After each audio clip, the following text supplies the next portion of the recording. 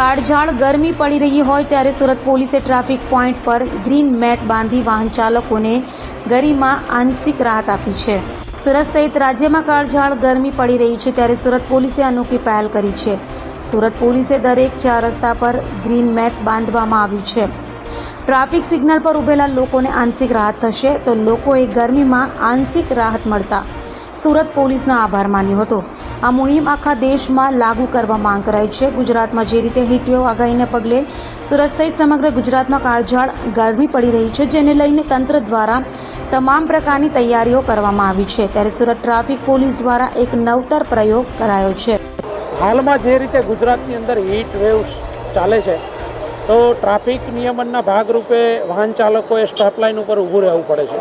તો એમાં ખાસ જે 2 વ્હીલરના ચાલકો હોય છે એને ગરમી અને તાપ ઘણો લાગતો હોય છે। મહેરબાન પોલીસ કમિશનર સુરત સાહેબનાઓએ જે સૂચના આપેલી તે અનુસંધાને અમે લોકોમાંથી ડોનર શોધી અને સ્ટોપ લાઇન ઉપર આ મંડપ બનાવેલા છે કે જેથી કરીને જે સ્ટોપ લાઇન ઉપર 2 વ્હીલર ખાસ કરીને ઊભા હોય છે એને તાપમાંથી રાહત મળે। અને આવા પોઈન્ટો અમે અત્યારે રોકડિયા, પછી અડાજણ, પાલ, વૈશાલી સર્કલ આવી વિવિધ જગ્યાઓ પર રાખેલા છે। જો હીટવેવનો સમય લંબાશે તો અમે વધારે ડોનર શોધી અને આ રીતના પબ્લિકના સહયોગથી અમે આ રીતનું કામ ચાલુ રાખીશું।